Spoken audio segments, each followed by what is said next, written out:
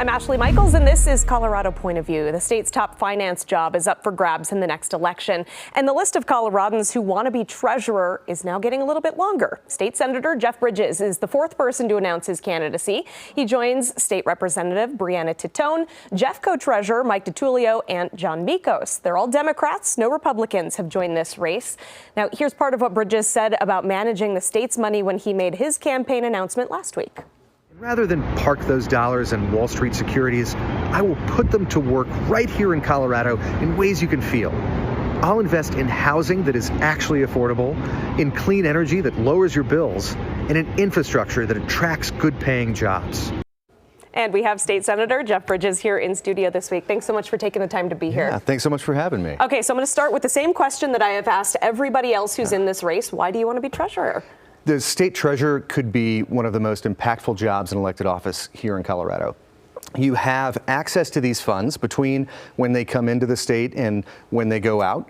That right now they're in Wall Street investments, as I said in that video. And rather than sort of park them in like Caterpillar and Chevron and things like that, we can put them to work right here in Colorado. We can directly invest in housing, whether those are participating in some sort of grant program process, whether that is, some project in Sterling for housing that's affordable for middle income folks. There's a lot of different vehicles to invest that in. There's ways to directly invest in infrastructure, which again is critical for that housing investment piece. But mostly this is about making Colorado more affordable. Right? That is the number one thing I hear from folks, is that the state is just becoming less and less affordable, and we can use the state's resources to just help solve that for folks across the state. What do you think sets you apart from everybody else who's running for this position right now? Well, I think as far as I know, I'm one of the only people talking about using the state's resources in that particular way. I think there is a huge opportunity. But second, and I think just as importantly, I chaired the Joint Budget Committee this last year. We managed to protect investments in education, to protect investments in healthcare, in public safety from potentially devastating cuts this year because of that rationing in Tabor. And that gave me sort of the overall picture of the budget in a way that really no one else has. I know all the nooks and crannies of the state budget, and I think the job of treasurer really requires that you know the legislative process intimately. It also requires you know the state budget intimately. Now, you just touched a little bit on this, but I want to ask you a little bit more about what we just heard you say in that clip a moment ago, that you want to invest the state money in a way that Coloradans will be able to feel it. How do you see it impacting people, the job of the treasurer? Yeah, housing that's affordable.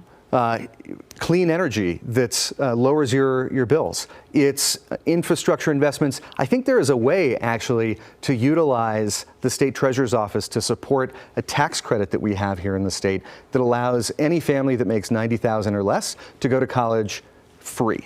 Reimburses a lot of those expenses. So you make higher education more accessible. That leads directly into economic development. And really, I think that the possibilities in this job, given the resources that the treasurer has responsibility over, it could transform Colorado. Now, we know finances in our state are pretty tough right now. We're going to talk about your work on the Joint Budget Committee here in just a minute.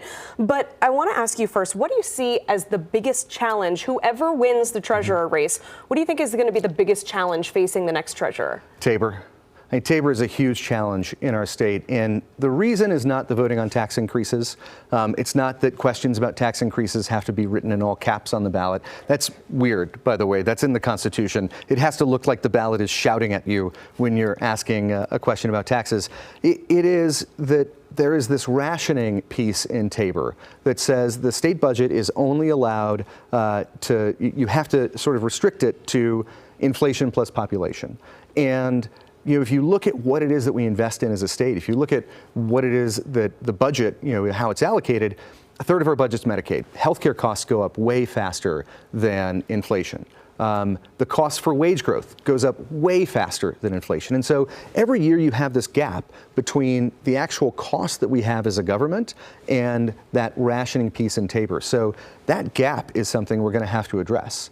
I mean, we could fully fund higher education. We could fully fund K-12. We could do so much in this state if we could address that rationing restriction in Tabor.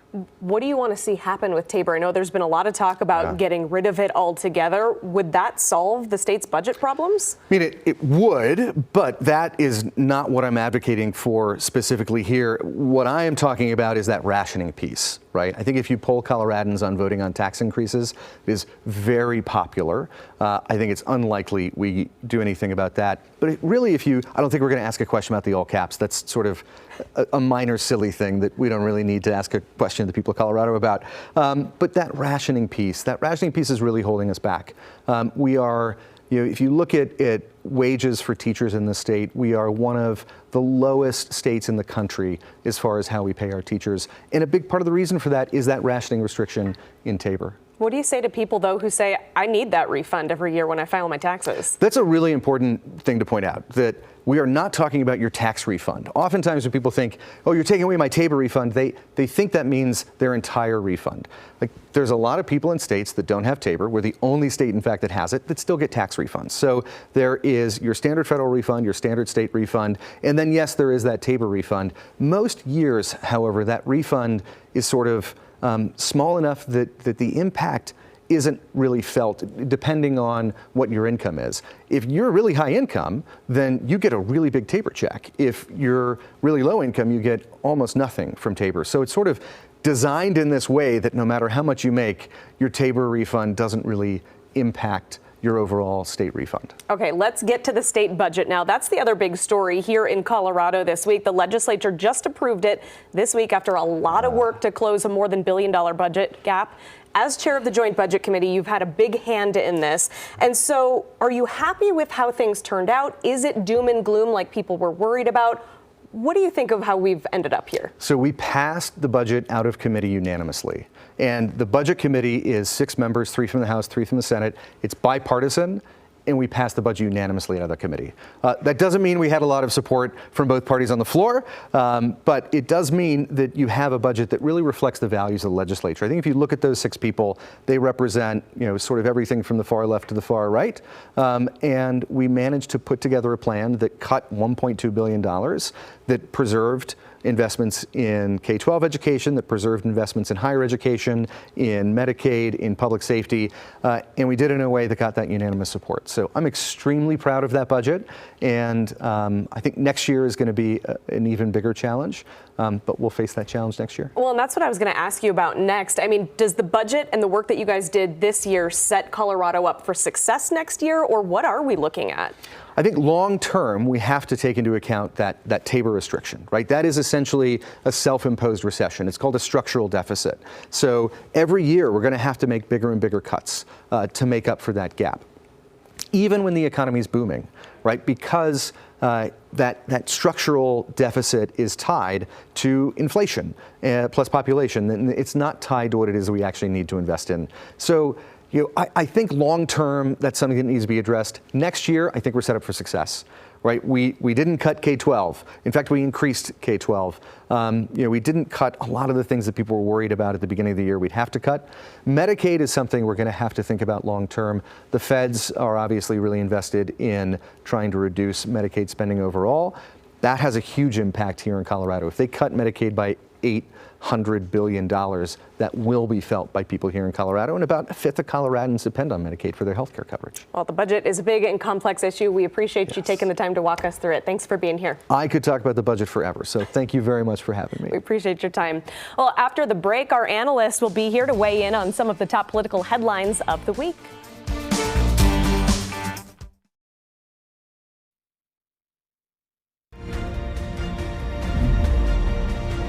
As you know, the cost of eggs has come down like 94% since we took office, and they're pretty much normally priced now. Groceries have come down. It's all coming down. The only thing that hasn't come down but hasn't gone up much are interest rates, and we think the Fed should lower the rate.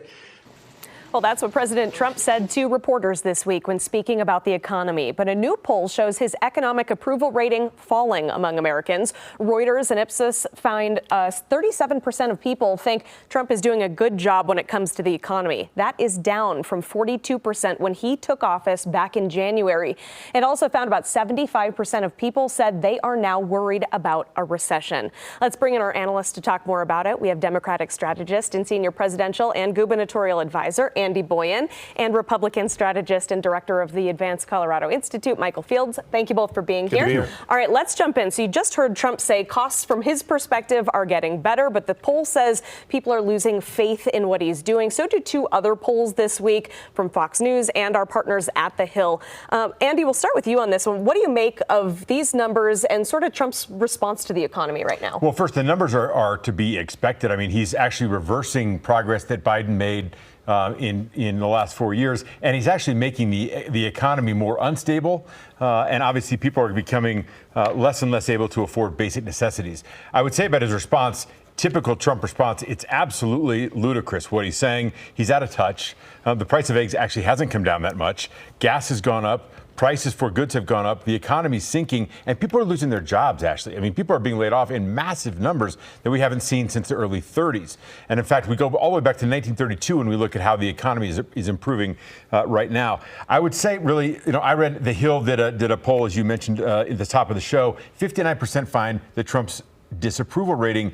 And to that end, I think when you look at a president who's 100 days in, roughly 100 days in, and people are trying to find the guardrails to hold on, it's like a ship in waters that are troubled. It's unthinkable that 100 days in, he would completely reverse all the progress made. So to that end, I would say we're in trouble economically. We've got serious issues ahead of us if the tariffs remain, and he shows no signs actually of wanting to change any policy, but he doesn't like bad headlines. He's a showman, so he doesn't like to see bad headlines. So to that end, a lot of this doesn't make sense. The numbers really reveal how Americans are feeling, less and less secure about what he's doing and less secure in the policies he's deriving. Michael, what do you make of these numbers starting to come down a little bit? Yeah, I'm going to push back on several things that Andy said there.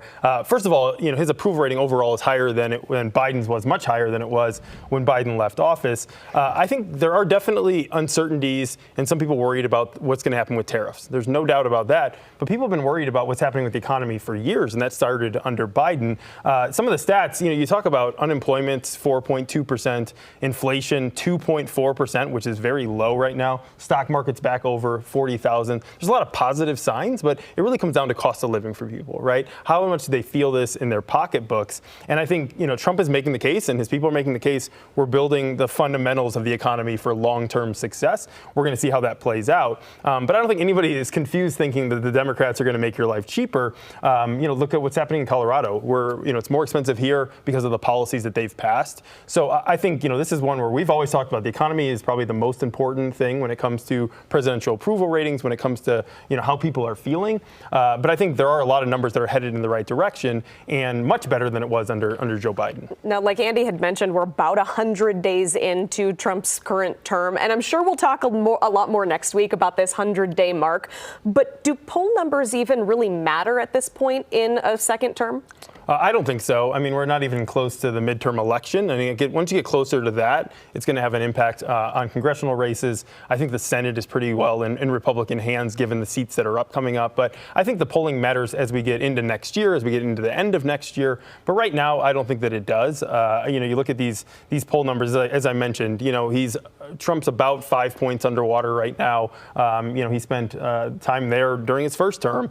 Really, it comes down to what happens in those last few months before the next election. Right now, you're trying to get the policy going. You're 100 days in. You're trying to build what the rest of your 4 years are going to look like. And I think there's a lot of positive things that have happened during this time. And I think you can build some of that momentum heading into the midterms. A quick follow-up before I get to Andy. Do you think that these poll numbers are going to make him change any of his policies in response? I don't think so. I think he's pretty set on what he's doing on tariffs. He wants to get better deal, fair trade.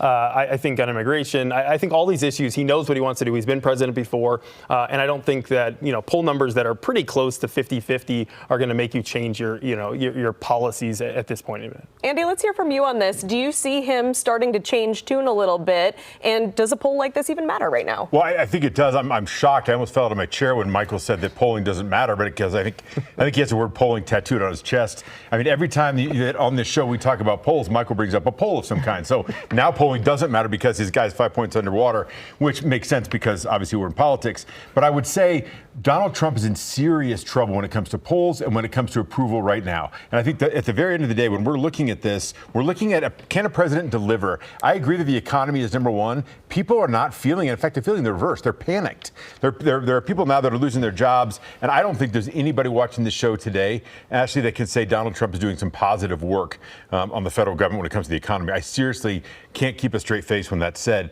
That being said, there are people watching the show today that are out of a job. They can't afford their own groceries, and they can't afford to keep their kid in childcare. And this is a direct result of Donald Trump. It's Donald Trump's economy. When Michael talks about a 2.4% inflation rate, that was Joe Biden's inflation rate at 2% that he brought down. So it wasn't Donald Trump. Donald Trump's doing the opposite. In fact, he threatened to fire Jerome Powell, or was thinking about firing Jerome Powell, until he was told he can't do it because it's going to cause too much consternation in the market, a market in which he's completely responsible for overhauling in the last 12 days. People are seriously worried about it.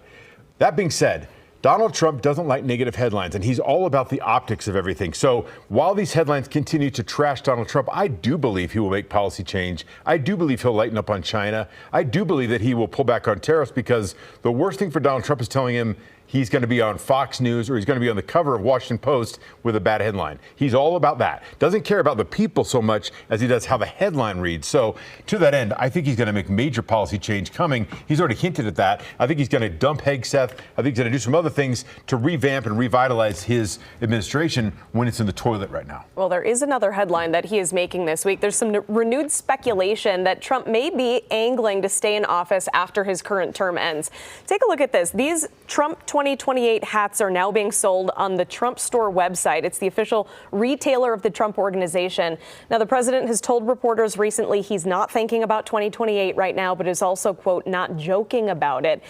Andy, I want to start with you on this one. How seriously should we be taking a third term as a possibility? Absolutely not taken seriously at all. This is not anything that's possible. It's the 22nd Amendment to the U.S. Constitution. Constitutional analysts have talked about this. Lawyers have talked about this. Michael's a lawyer. I'm sure he may say the same thing. You have to actually change the United States Constitution to do so. And besides that, Donald Trump is not likable. He's not going to win in 28. And finally, actually, I will say, and I'll be succinct about this, if he runs to 1 in 28, we have a candidate, too, that wants to run for a third term in 28. His name is Barack Obama.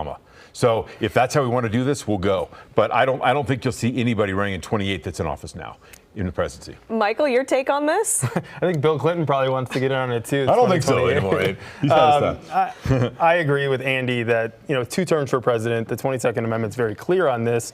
I do think that this Trump Organization website's trying to sell merchandise and is going to probably make a lot of sales on this. But I don't think there's any court. There's no chance that a third term can happen. I think the focus has to be on this term, right? You still have a lot of time left in this second term. How do you make things better for the American people? How do you focus on immigration, on the economy? That should be the focus right now. Okay, so let's get back to the economy for a moment. So Colorado just joined in on a lawsuit to sue the federal government over the recent tariffs that we've talked a lot about. Michael, we'll start with you. I mean, what do you make of this recent lawsuit? Colorado's not alone in this. Is this a good strategy for Colorado, or is this just Democrats not liking Republican tactics? Yeah, I think this is Phil Weiser running for governor, trying to make headlines when Michael Bennet just got in the race and gives Weiser no chance of becoming the next governor. States aren't in charge of foreign policy. Congress, as I've said before, Congress should have oversight, but they need to take that oversight if they want it. The Supreme Court is very reluctant to get involved meddling in foreign policy decisions. And I don't think states have any place here doing these lawsuits. I think it is political grandstanding. And you have people like Weiser coming out and saying, well, these tariffs are going to hurt Colorado. Well, there's no talk about how liberal policies at the Capitol are hurting Colorado or making cost of living higher, chasing businesses out out of the state.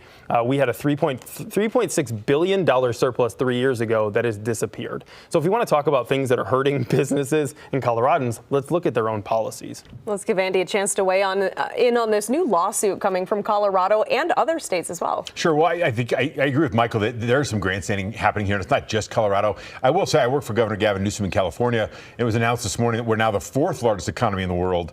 And I think Gavin Newsom has a stand here. It's his own independent lawsuit, but he has literally his own economy to worry about in this process. And the tariffs will hurt this huge economy in California, which could devastate the nation.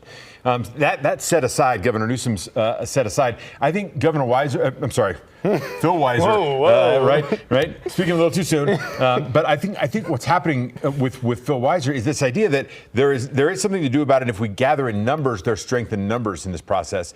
Also to say that as a result of states wanting to join this tariff issue, it shows and it highlights how it's hurting different states all the time. So Colorado, for example, is being hurt in numerous ways with this tariff. This is just highlighting that fact. But I think Phil Weiser is joining the bandwagon. I think he should. I think it's smart. And I think the reality is that I think the White House will look at this. Okay, so we have 1 minute left to talk about arguably the biggest political talker of the week. And it's an idea being floated to give new parents $5,000 for giving birth. It's a way to encourage people to have more babies here in the U.S. Okay, so Michael, we'll start with you on this one. I just want to get your take on this idea to pay people to have children. Sure, I think it should be retroactive about 11 years. Yeah, I would agree with that. Five kids with my wife and would love to have that. I have 3, let's do it. I think it's a good policy to make things easier for families. We are facing population decline in our country. Other countries do this, and I think it's a good idea to support families and to give them this money. Andy, I want to hear from you on this one. I just don't think that it's anywhere in the top 10 or 15 or 20 things that the president or the White House or the administration should be worried about right now. And I think they're focusing on things to divert attention, like a third term, like giving $5,000 for babies. This is a diversion tactic. He should be focusing on the economy, keeping people working, and getting people's money put back in their pockets. All right. Always an interesting conversation. Thank you both. Always appreciate it. Thank you. Still to come, our weekly roundup of what's happening at the Colorado State Capitol and across the state.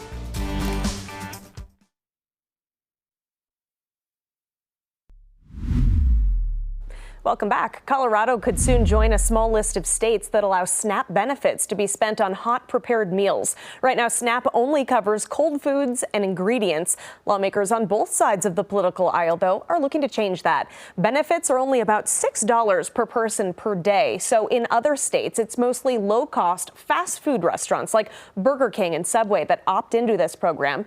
Here, though, lawmakers are trying to figure out a way to incorporate local businesses and local food. Meanwhile, Colorado Congresswoman Lauren Boebert is leading a charge to axe federal funding for a proposed passenger train that would run from Fort Collins to Pueblo. She's asking DOJ to look into what she calls a, quote, potential misuse of federal taxpayer dollars, saying the budget has ballooned to $14 billion. Instead, she suggests fixing up existing roadways for a fraction of the price.